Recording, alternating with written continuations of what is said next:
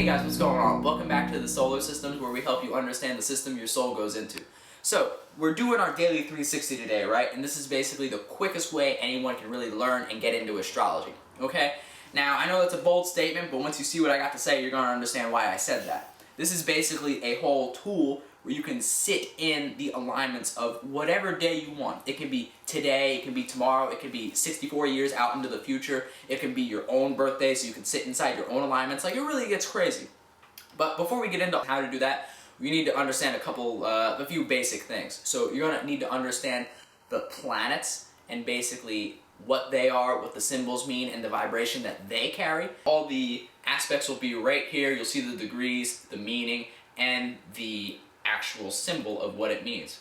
Before we get into all this of how you actually do your 360, you're going to need to follow like 3 small steps, okay? So step 1, look up what the alignments are, because me being someone who's done this a couple times, I know what the alignments are. I know that the moon moves 2 degrees per hour, and about 2.5 days it'll be in another sign. Go to astrocharts.com, type in the alignments of today. You need the location, the date, and the time that you're going into this. Then you can look this up, type it all the way down, get some type of representation so you can put it outside of yourself. You don't have to get this tapestry, and you don't have to get little cards that have each sign and the name of it. You can literally just get a piece of chalk and draw it out on a driveway or whatever, and literally just sit in it.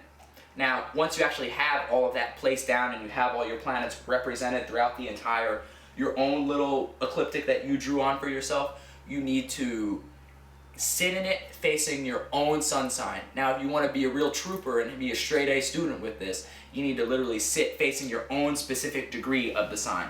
Now, the third step you want to do, you have to see how all of these are affecting you. So a little bit of a nuance on this is you need to take into account the right and the left side of what you're facing. Because if you know that planets are on your left side, you'll be knowing that this is an unforeseen circumstance or an unforeseen alignment that you'll be dealing with. So to you, it's going to appear like it's just hopping out of nowhere, right? But if it's on the right side, you'll need to know that this is a righteous example, a righteous experience. So this will basically be something right-handed. So you'll be able to see it coming, you'll be able to rely on it, and you'll be able to respect it, because you can understand how this is affecting you. To run down it real quick again, you need to know the signs, you need to lay it out so you can see it and experience it. Then you have to sit facing your own sun sign, and then after that you just need to know a couple little nuances like the alignments, the planets, and then the right and left, the seen and the unforeseen. So part 3 of this, we basically will have me actually doing my own daily 360, because you know how it goes. When someone shows you the basics and then someone shows you the steps, you know, it's one thing to just give you an understanding of it, but we need to have an overstanding of it, so you can literally look at me, sitting over me, see me doing my daily 360 live direct in action. January 15th on a Friday, 2021, this is me doing my daily 360. So, as we know, I'm late degree Sun in Gemini. As we mentioned, the left side and the right side, right? The left side is basically putting all this energetic influence and all these planets in the realm of all possibility. So without doing my daily 360, I will not see a lot of these alignments coming. Now, since I'm a late degrees Gemini, I just had a lot of planets basically leave my opposing sign of Sagittarius. So, me being a sun sign Gemini, what I have to do with these alignments facing me is I have to pipe down and quiet myself, because people aren't going to like how I'm just spouting out a lot of details. I'm just shooting a lot of details at people like, oh, this is how you do this. Now, to get a little more specific, let's talk about my sextile with Chiron right here. So as we can see, Chiron is roughly a 60-degree angle from where my sun sign is at. So what does this mean? This basically means I have a neutral opportunity with how I look and express my mistakes. I can be very calm, very poised, and very articulate with how I'm explaining, oh, I don't like how I did this, or oh, I don't like how you did this. And then also, without that being in an external circumstance, I also have an opportunity to basically, you know, deal with mistakes for myself. Now, we have Neptune being roughly 90 degrees away. So if we know anything about a 90-degree angle, if I happen to just go like this, that would make a square. So what is a square? A square is a learning experience. Now, for me specifically, I'm having a left-handed learning experience, to where I cannot see how I am not exactly able to relate my outlook of my dreams to people. So I have to learn how to relate my dreams to people. I would have to go through that learning experience of them either saying, hey, that doesn't make sense to me, or them just telling me no, and then me pondering, oh, why did they tell me no? Why did this happen, you know? So it's been Pisces right now, so it's the mutable feeler. So even though it's on my left side, all these mutable signs will agree with me because they're adaptable, they're changeable, so we can work with these energies. Now, moving on to this whole mess in Aquarius right now, a 4-planet stellium in Aquarius. So a quick aside of how this affects the individual is you need to know what house you have Aquarius in. For me being a Gemini, this is an air sign. So air signs, you'll notice that all trines, no matter what elements, are always within the same element if they trine each other. So you can see that Aquarius and Libra are both 120-degree angles away from me. So with me trining Aquarius, a trine is a gift in the form of a very good opportunity for you. So it's like you basically have a different perspective on the same element. So it's really easy for you to see what's going on if you trine something. And it's like, oh, how could I not take this opportunity situation?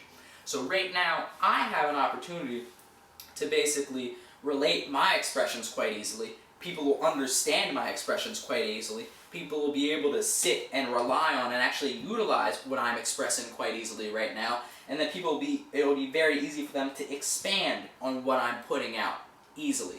The moon, planet of reflection, your mind.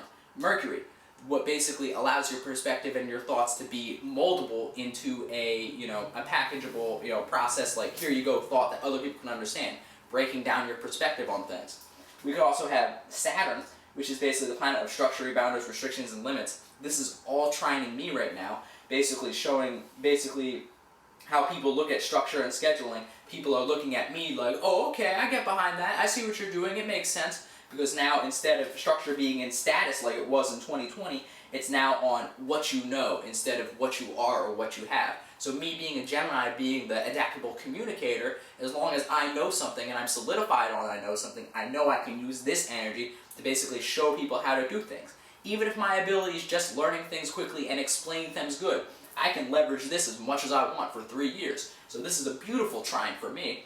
And then we also have Jupiter. Jupiter will be in here for about a year. It'll dip into Pisces from May to July, roughly. This basically trines my ability to help others expand, as well as my own ability to expand.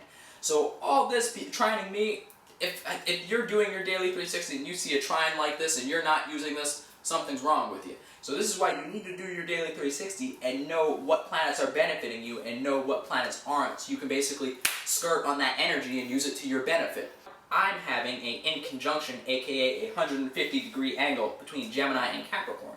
As we know, right now Pluto was conjuncting the Sun. So right now people were dealing with power and control issues regarding of how they were seen.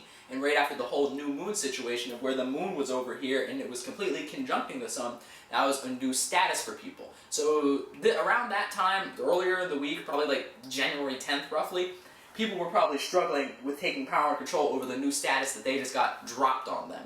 Now, this status will come to its full view once the moon conjuncts Leo, or once the moon's in Leo. So it's basically, once it's all the way over here, 2 weeks from now, you're going to see that status shine real bright, and people are going to be real happy about that. Now, to get a little aside and basically show you the next level of how you can do this daily 360 is the meditation aspect of it. This will be the daily 360 part 2, so watch out. So I'll give you a little, I'll spill a little bit of the tea right now for you.